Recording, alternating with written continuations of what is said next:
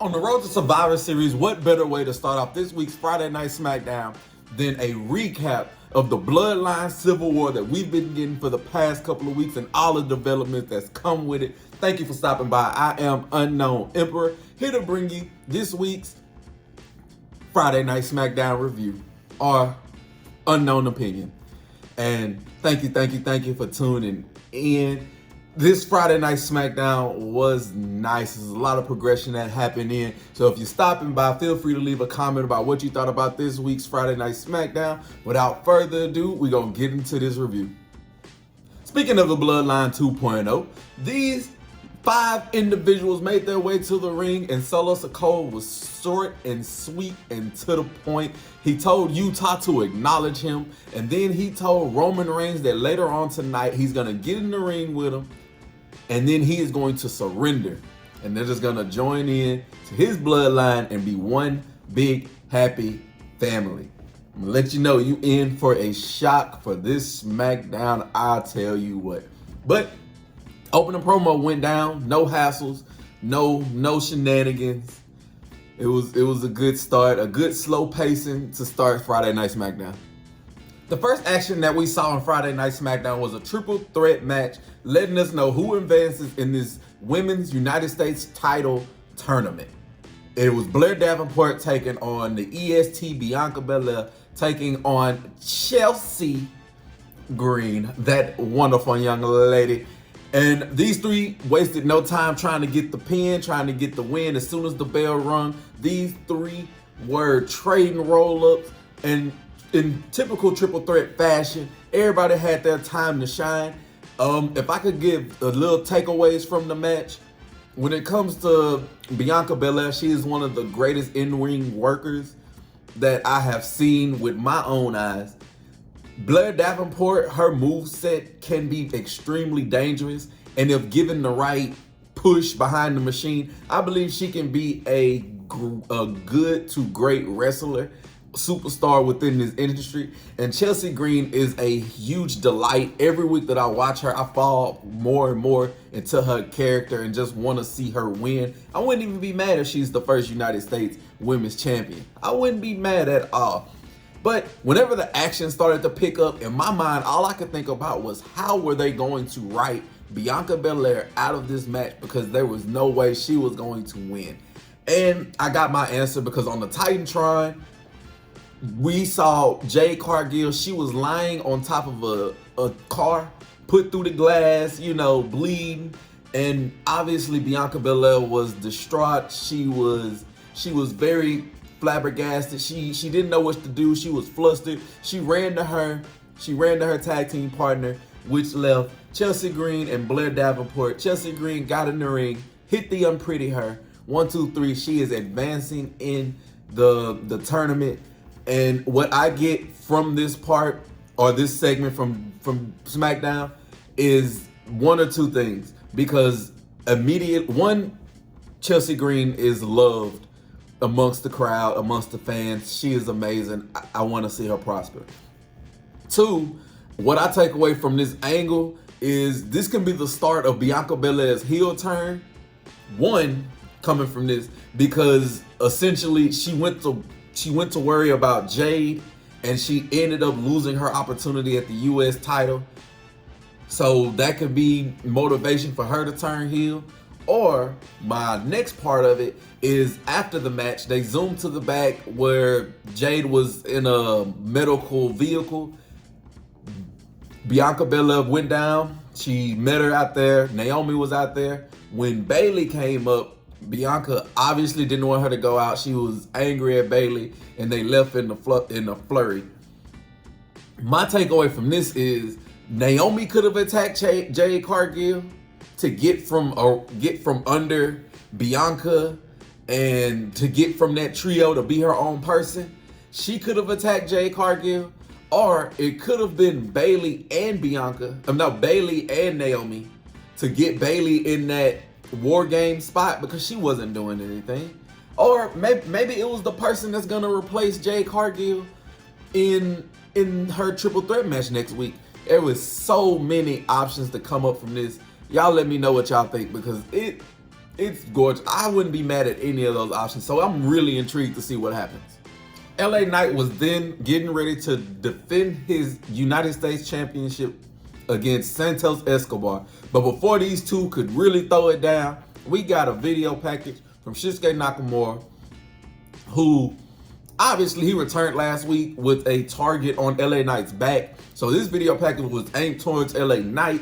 It was in Japanese, but it gave us some subtitles. And if y'all know anything about me, I love a good anime.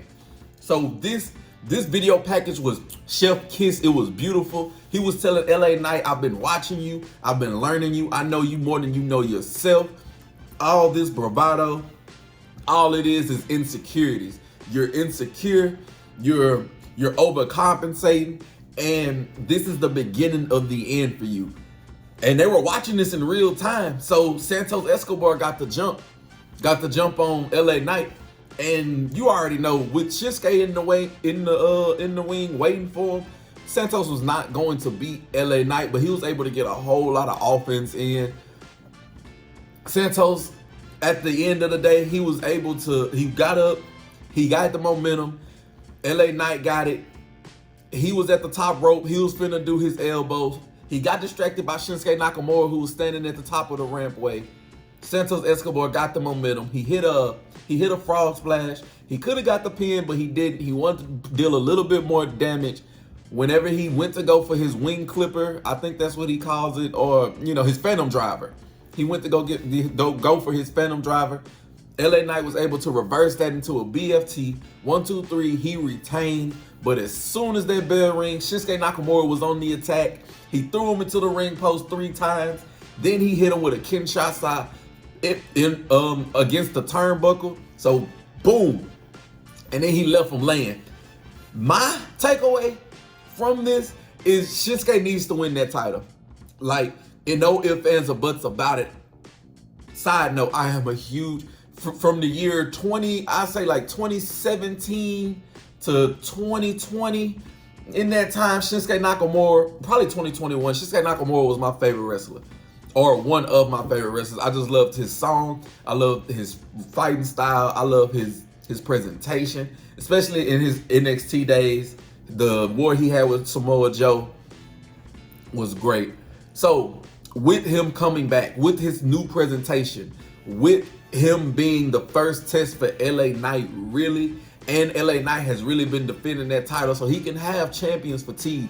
And you can't bring Shinsuke back with this presentation and not give him this title, because if he loses and doesn't get it, we're not gonna believe it.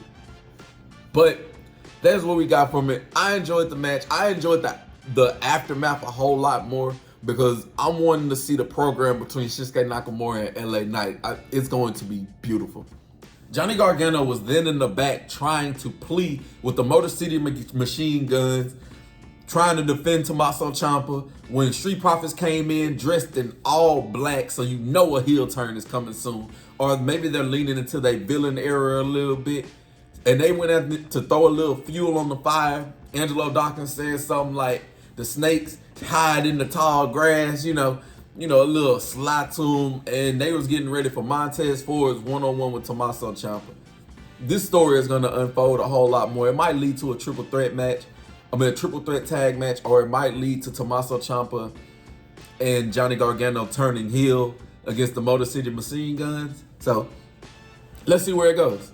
Quick OG Bloodline segment with these 4 walking in the back arena. And I'm assuming they were walking to Roman's room, because we had another segment later on where they were sitting down trying to figure out what they can do about a 5th man, and nobody had answers. Roman said, as long as all 4 of us are together, that's all we need. He doesn't know what he's going to do, but he knows that they can prevail.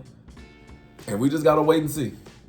Back from commercial, we got that great shot that WWE has been doing an amazing job of lately, and that's following the superstar from the backstage arena out to the entranceway, down to the ring. This time we were following Cody Rhodes, and as an enraged Cody Rhodes made his way to the ring, and he demanded that Uncle Kevin Owens make his way down so they can have their face-to-face.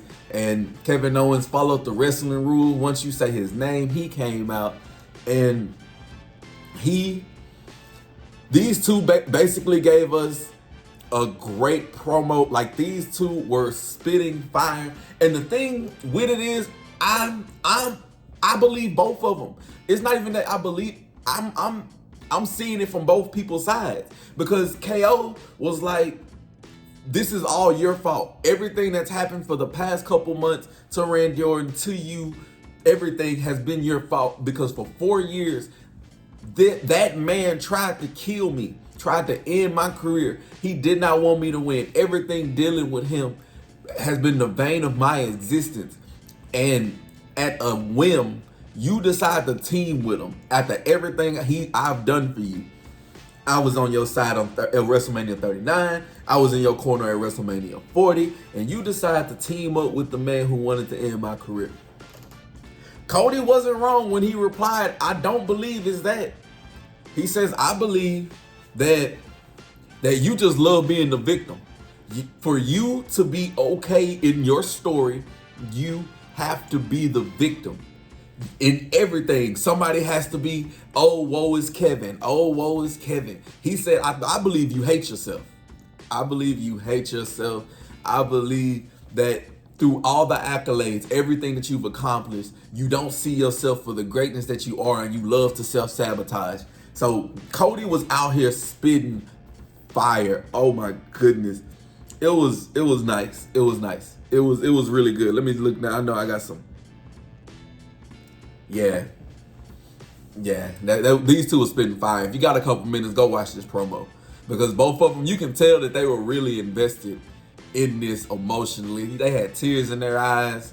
It was really good. Whenever these two actually fight, because Cody Rhodes said whether it's tonight, whether it's Saturday night main event, whether it's in Canada in Survivor Series, he is going to beat that lesson into him. Kevin Owens said he's going to do it on his own terms.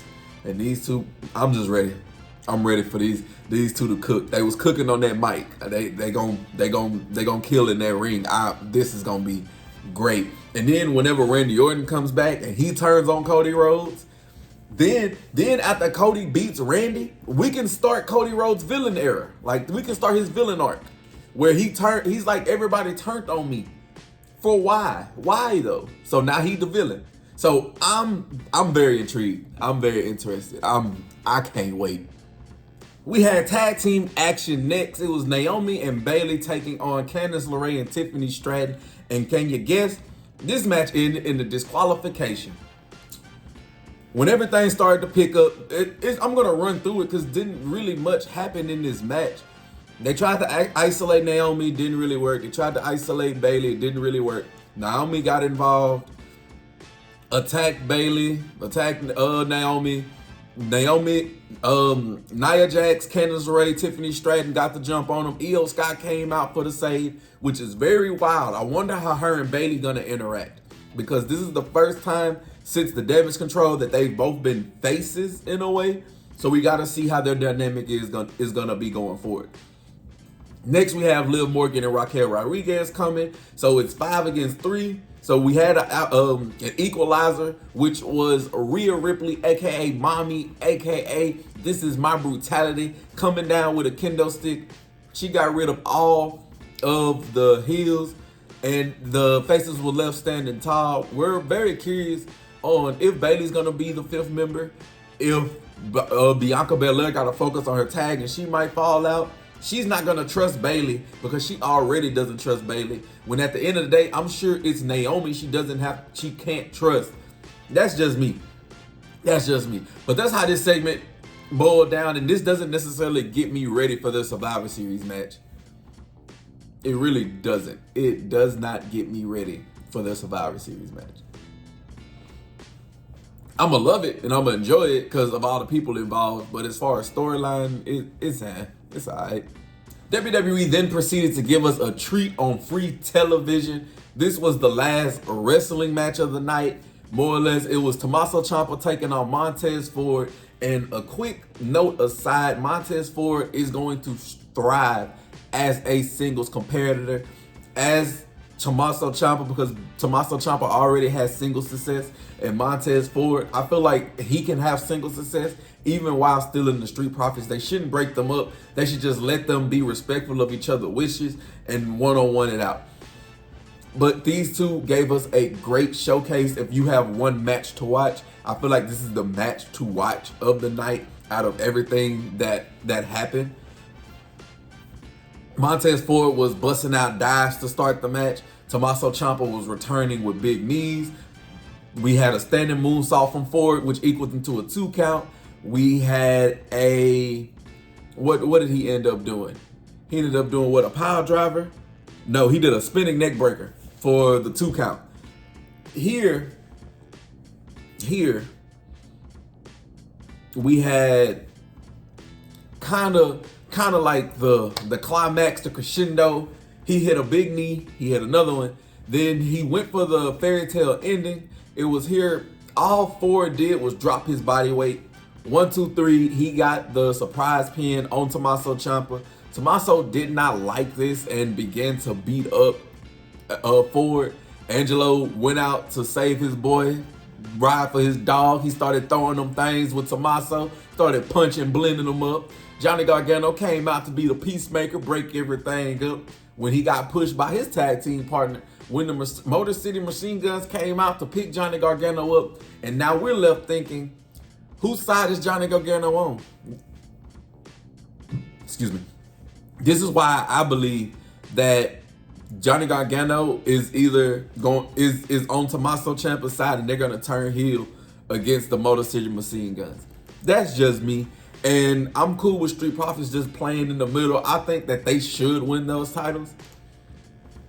But I'm a nobody. But I enjoyed the match. Like I said, if you have a couple minutes, go back and watch this segment. And I feel like you would enjoy these two because these two can really throw down in the ring. All that to lead to our main event time. The big face-off. OG Bloodline. Bloodline 2.0. They met in the center of the ring, standing face to face. Solo had the mic. He said, I still love the 4 of you. I still love y'all. I still care for y'all. I want y'all a part of this family. We can dominate together. All you have to do is acknowledge me. Or you can surrender, or you can die where you stand. Then he handed Roman the mic. Before Roman could say anything, we got, ladies and gentlemen, the wise man is back. Ladies and gentlemen, he referenced the fact that he got put through the table. And if you look at Paul Heyman, whenever his hair is jet black, you know he feeling good. You know he looking good, he living good. When he was with Bloodline 2.0, his hair was gray, he was shaggy. Now, he said, you can't have war games with 4 versus 5, but it ain't gonna be that. Not on the Wise Man Watch, no sir. It will be 5 versus 5 when he pointed at the entranceway. Look at my eyes. CM Punk obviously doing a favor for Paul Heyman. Paul Heyman supporting his tribal chief, which might cause a little friction, but we're gonna cross that bridge when we get to it. So CM Punk is the 5th man, which cannot make Seth Rollins happy. That cannot make Seth Rollins happy. Seth Rollins is gonna get involved. But he came out, the 5-on-5. They got rid of the Bloodline 2.0. We got a go to sleep and a spear to the Tongans, and Roman and CM Punk was staring face to face with Paul Heyman in the background just looking with a big grin on his face because 2 of his children had just face to face with Team Up. And Roman's confused, like, why are you here? CM Punk, like, I'm only here for him. And then Smackdown went off air, which left me wondering, like I said, how CM Punk is gonna interact with Roman. How Roman is gonna take to Paul Heyman just bringing, he saved him, but he didn't run that play by the tribal chief. So, you know, Roman might take offense to that. CM Punk's just returning the favor because of the face-off that Solo Sikoa had whenever he was on Smackdown the last time. Remember? And Seth Rollins isn't gonna like that because regardless of the fact he does not like CM Punk. He didn't want to team with Roman, But I'm sure he would much rather not team with Roman than see somebody he hates team with Roman. Kind of like the Kevin Owens Cody Rhodes dynamic, but on a different level. Because that's another video for another day. Why Seth Rollins is not a victim. Seth Rollins is not a victim. This is his fault. But that concludes Friday Night Smackdown. I enjoyed it. It was a nice, good watch. It was nice. Y'all please let me know what you thought about it in the comments down below. Check out every other video that I might have that you might enjoy. Don't forget to like, share, and subscribe. Until next time, keep wrestling alive. Y'all have a blessed one.